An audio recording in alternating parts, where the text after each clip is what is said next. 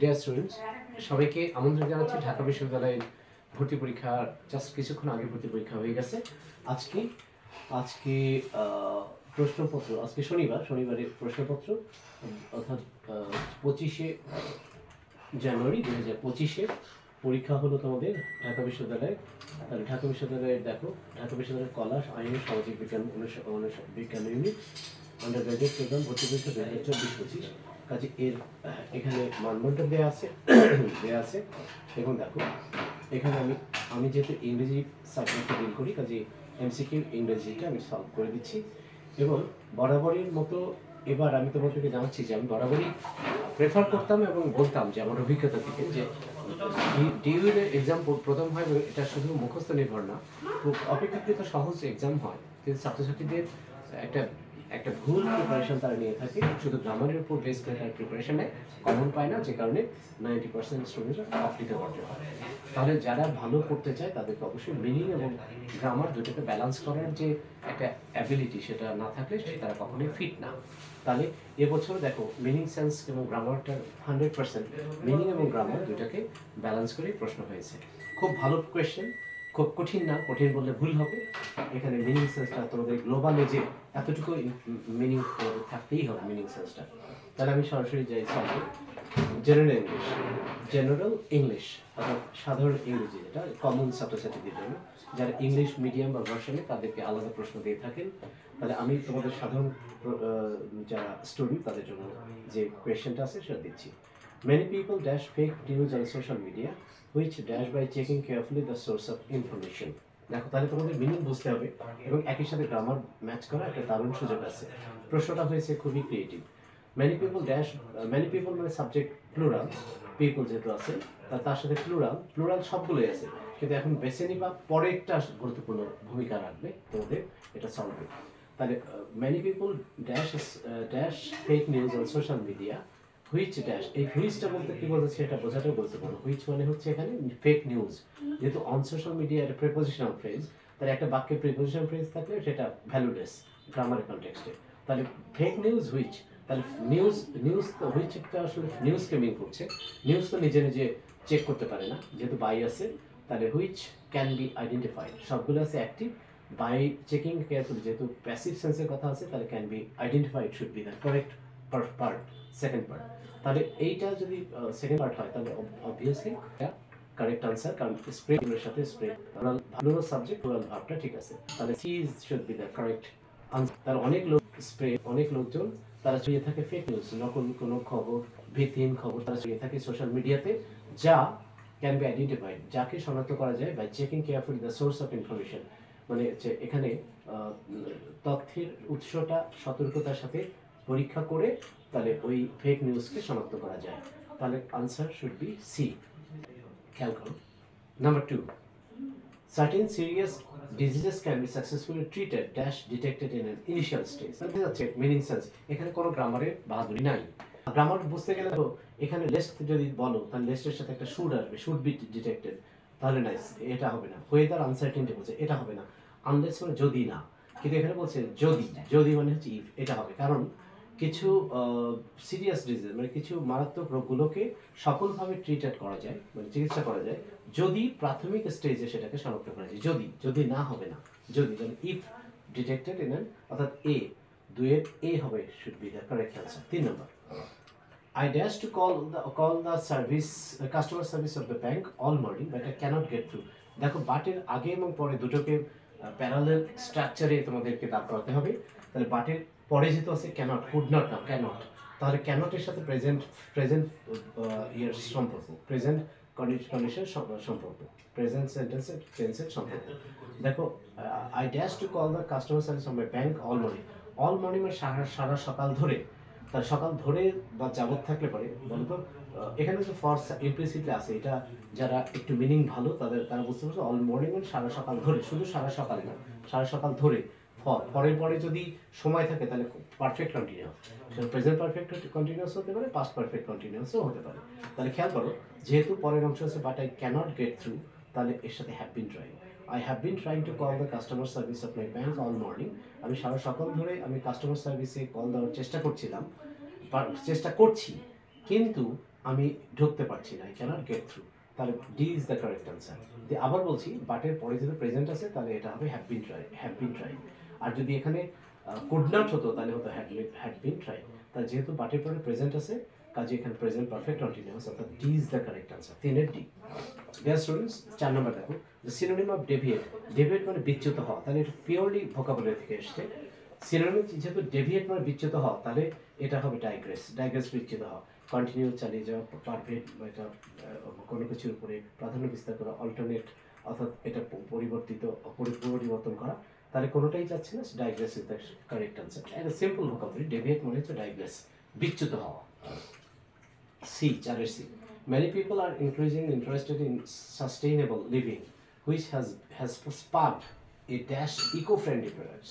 তাহলে দেখো এখানে many people are increasingly interested in sustainable living, অনেক লোকজন ক্রমবর্ধমানভাবে তাদের আগ্রহী হচ্ছে আরো বেশি সাস্টেইনেবল লিভিং, অর্থাৎ দীর্ঘস্থায়ী জীবনযাপনের ব্যাপারে, which has sparked a dash in eco-friendly products, যেটা ইকো-ফ্রেন্ডলি প্রোডাক্টসের ভেতরে সেটা প্রজ্বলিত হয়েছে, তাই না? which has sparked a dash, a surge, তাই না? সার্জ মানে হচ্ছে এক ধরনের প্রবাহ বা ক্রমপ্রবাহ, অর্থাৎ এটা which has sparked যেটা জাগিয়ে তুলেছে, a dash, a surge, একটা প্রবাহ মাত্রা in eco-friendly products এর ভেতর দিয়ে, তাহলে surge should be the correct answer।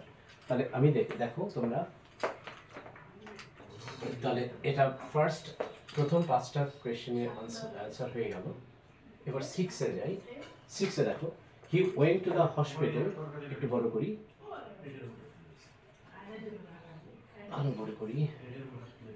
he went to the hospital after dash on the head with a bottle, অর্থাৎ দেখো এখানে, তাহলে সে হাসপাতালে গেল after dash on the head with a bottle, অর্থাৎ একটা বোতল নিয়ে, মাথার উপরে একটা বোতল নিয়ে, তাহলে হি ওয়েন্ট টু দ্য হসপিটাল, যখন মাথার উপরে বোতলটা তার উপরে একটা বড় ধরনের কি করে হিট করেছে, আঘাত পাওয়ার পর, তাহলে বলতো হি went to the hospital after সাথে রিসিভিং হয়, যেটা হবে না, আফটার হিটিং এটা হতে পারতো, আফটার হিট তো হতেই পারে না, তাহলে এ এবং সি এটা হবে না, এই কারণে আফটারের পরে যদি ভার্ব হয় ডিরেক্ট, তাহলে আইএনজি হয়, তাহলে এ আর সিটা মাইনাস, যেহেতু আইএনজি নাই, তাহলে বি এবং ডি এই দুইটা হতে পারে। তাহলে বলতো অর্থাৎ after he went to the hospital, after সে কি নিজে হিট হয়েছে কোনো কিছুর দ্বারা, তাই না? তাহলে আফটার বিং হিট, মানে আঘাতপ্রাপ্ত হওয়ার পর, on the head with a bottle, অর্থাৎ এখানে হিটিং মানে আফটার হিটিং অন দ্য হেডের উপর হিটিং করলো, কে করলো? বটল, তাই না? তাহলে সে নিজে নিজে আঘাত করেনি, তাহলে আঘাতপ্রাপ্ত হওয়ার পরে, তাহলে এখানে প্যাসিভ সেন্সে being hit, D is the correct answer. 6 D. দেখো সাথে দেখো, চুজ দ্য ইনকারেক্ট স্পেলিং, তাহলে অ্যাপ্রিহেনশন ঠিক আছে, ট্রাঙ্কুইলিটি ঠিক আছে, ডুপ্লিসিটি ঠিক আছে, এক্সপ্লানেশন আইটা হবে না, অর্থাৎ B is the wrong part. তাহলে যেহেতু ইনকারেক্ট চেয়েছে ভুল, তাহলে ইনকারেক্ট হচ্ছে বি, 7-এর বি। 8-এ যাও, dash I am minor, I cannot drive yet, দেখো মাঝখানে কমা আছে, তাহলে বলো তো এখানে কমা থাকলে পরে বিং এর সাথে বিং হতে পারতো, কিন্তু বিং এর সাথে একটা বিং ফ্রেজের সাথে যায়, তাহলে আই এম এ মাইনর এটা একটা বাক্যের সাথে বিং হবে না, ডিউ টু বা ডিউ হবে না, কারণ এটা ফ্রেজের সাথে যায়।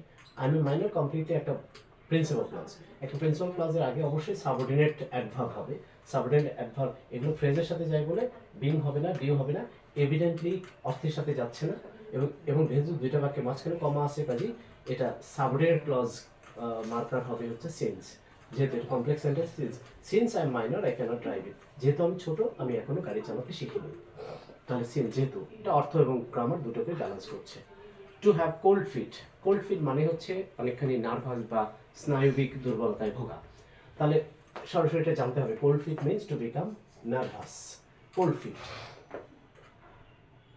এরপর এটা সরাসরি ইডিয়মসের অর্থ, the jazz the hustles and bustles of the city, শহরে বিভিন্ন রকম হাসলস অ্যান্ড বাসলস মানে কর্মব্যস্ত চঞ্চলতা অথবা অতিরিক্ত যে কি বলে ঝক্কি ঝামেলার ড্যাশ, সিটিতে ঝক্কি ঝামেলা, তারপর ড্যাশে কি বসবে, she has found a peaceful park to take rest, সে একটা অন্তত শান্তিপ্রিয় একটা পার্ক পেয়েছে, উদ্যান পেয়েছে যেখানে সে রেস্ট নিতে পারে। তাহলে এর সাথে ধরো অ্যামিডিস্ট অলদো। আচ্ছা বলতো, এখানে গুরুত্বপূর্ণ বিষয় যেটা সেটা হলো বলতো dash hustles and bustles of the city, এটা কখনো বাক্য নয়। বাক্য না হলে পারে তাহলে অলদো বসবে না, বাক্য না হলে এখানে সেন্স বসবে না, নেভারদিলেসও বাক্যের আগে বসে, তাহলে অ্যামিডিস্ট অর্থাৎ প্রেপোজিশনাল ফ্রেজের টোটালটা। তাহলে প্রিপোজিশনটা হচ্ছে amidst. Amid the hustles and bustles of the city, অর্থাৎ শহরের ব্যস্ততম কোলাহলের মধ্যে তাহলে ক্লিয়ারলি অ্যামিডিস্ট। আবার বলছি, যেহেতু এটা বাক্য নয়, ফ্রেজ, এটা কমার আগ পর্যন্ত ফ্রেজের সাথে অলদো এবং সেন্স যাবে না, তাহলে এই দুইটার মধ্যে ব্যালেন্স করা খুব সহজ। নেভারদিলেসও বাক্যের পূর্বে বসে, তাহলে বাক্য নয় যেহেতু অ্যামিডিস্ট বলবে। এবং অর্থ দেখো, অ্যামিডিস্ট মানে হচ্ছে মাঝে, অ্যামিডিস্ট হচ্ছে প্রিপোজিশন, তাহলে ফ্রেজের আগে বলবে প্রিপোজিশন। অর্থাৎ amidst hustles and bustles of the city, অ্যামিডিস্টের মধ্যে, তাহলে শহরের কর্মচঞ্চলতা এবং বিভিন্ন রকম শব্দ কোলাহলের মধ্যেও she has found a peaceful park in the to take rest, সে একটা শান্তিপ্রিয় উদ্যান পেয়েছে যেখানে সে রেস্ট করতে পারে। তাহলে অর্থের সাথেও অ্যামিডিস্টটা সুইটেবলি মানিয়েছে, অ্যাডজাস্ট করেছে। If Rana had not been imprisoned he dash a hero, এটা অনেক সহজ, এটা কন্ডিশনাল। তোমরা জানো যে ওখানে হ্যাড নট বিন imprisoned মানে যদি রানাকে কারারুদ্ধ না করা হতো সে তাহলে মানে একজন জাতীয় একটা বীর হয়ে উঠতে পারতো। তাহলে ইফের সাথে যদি থার্ড কন্ডিশন পাস্ট পারফেক্ট হয়, তাহলে future in the past perfect হবে উড নট হ্যাভ বিকাম। অর্থাৎ এটা প্লেনলি ইফ থার্ড কন্ডিশনে ইফ যোগ পাস্ট পারফেক্ট, তাহলে future in the past perfect মানে বি হবে, ইজ দ্য কারেক্ট আনসার। তাহলে 11 বি। 12 নম্বর দেখো, identify the figure of speech, she has a heart of gold. অর্থাৎ heart of gold, she has a heart of gold, অর্থাৎ তার সাথে একটা heart of গোল্ডের তুলনা করা হয়েছে। এবং এই তুলনা করতে, অর্থাৎ তার আছে একটা সোনার মতো হৃদয়, সোনার মতো হৃদয় আছে, তার সাথে সোনার হৃদয়ে একটা সম্পর্ক, একটা implicit comparison between two different things. অর্থাৎ she are a heart of gold, যেটা বিভিন্ন জিনিসের মধ্যে তুলনা করা হচ্ছে, কিন্তু without using like or as বা সাসেজ। লাইক বা অ্যাজ ব্যবহার না করে যদি তুলনা বোঝায় সেটাকে বলা হয় মেটাফোর। প্লেনলি তোমরা এটা জানো, খুব সহজ একটা সেন্টেন্স এবং সহজ একটা ফিগার অফ স্পিচ, সহজে আমাদের প্রিয় ছাত্রছাত্রী সবাই ধরতে পেরেছো, এটা মেটাফোর হবে। আইরনি হবে না, সিমিলি হবে না, পার্সনিফিকেশনও হবে না, অর্থাৎ ওগুলোর সাথে যায় না। আচ্ছা 13, the antonym of rigorous. Rigorous মানে হচ্ছে যেটা অনমনীয়, তাহলে বিপরীত হবে ফ্লেক্সিবল, নমনীয়। তাহলে খুব এটা ভোকাবুলারি প্রশ্ন হয়েছে, তাহলে ভোকাবুলারি এবং সেন্টেন্স আন্ডারস্ট্যান্ডিং এইটার উপর দিয়েই দেখো কোয়েশ্চেনগুলো এখন হচ্ছে। কাজে be serious for the next exams, ওদের পরবর্তী এক্সামের জন্য তোমরা সোচ্চার হও। Meet me dash the metro station by half an hour, অর্থাৎ আধা ঘন্টার মধ্যেই, আধা ঘন্টা নাগাদ সময়ে আমার সাথে মেট্রো রেল দেখা করো। তাহলে বলো তো কোনো জায়গায় যদি দেখা করার কথা বলে সেটা আগে হয় অ্যাট, তাহলে meet me at the metro station, কোন একটা দিকে, তাহলে meet me at the metro station by half an hour, তাহলে অ্যাট হবে। তাহলে কোনো জায়গায় বোঝালে সেখানে অ্যাট বোঝায়, ছোট জায়গা। The fighters work for 5 hours to dash the blaze, বলতো আগুনটাকে নেভানোর জন্য, ব্লেজ মানে অগ্নিশিখা, তাহলে ফায়ার ফাইটার্সরা প্রায় 5 ঘন্টা ধরে চেষ্টা করলো এই অগ্নিশিখাকে নেভানোর জন্য। খুব কমনলি সেন্টেন্সের meaning at the same time এখানে যে ভার্বগুলো আছে, ফ্রেজাল ভার্ব, তাহলে ভার্বাল ফ্রেজগুলো দেখো। পুট অফ মানে হচ্ছে, পুট অফ যদি হতো তাহলে বিচ্ছিন্ন করা, পুট অফের মানে শুধু রাখা, পুট অন পরিধান করা, পুট আউট নিভিয়ে ফেলা, পুট ইন এটা পরিধান করা। তাহলে দেখো তো পুট আউট মানে নিভিয়ে ফেলা, তাহলে এই ব্লেজ মানে অগ্নিশিখাকে নিভিয়ে ফেলার জন্য ফায়ার ফাইটার্সরা 5 ঘন্টা ধরে চেষ্টা করবে। নিভিয়ে ফেলা মানে হচ্ছে পুট আউট দ্য ল্যাম্প, তাই না, বাতিটা নেভাও। তাহলে ডিয়ার স্টুডেন্টস, তোমাদের কাছে কমপ্লিটলি একটা মেসেজ ঢাকা বিশ্ববিদ্যালয় দিল, সেটা হলো যে তোমরা যদি মিনিং এবং গ্রামারকে ব্যালেন্স করতে পারো তাহলেই তোমরা এক্সামে ভালো করতে পারো। This is all from me, S M Jibon Tuku from Rajshahi. আমি রাজশাহী থেকে সবার পক্ষ থেকে আমি সলভটা দিলাম, এটা অনলাইনে মানে এটা ইউটিউবে আমি সবাইকে দেব। এবং আমি বলবো রাজশাহী ইংলিশে পিছিয়ে এই কারণেই তাদের আসলে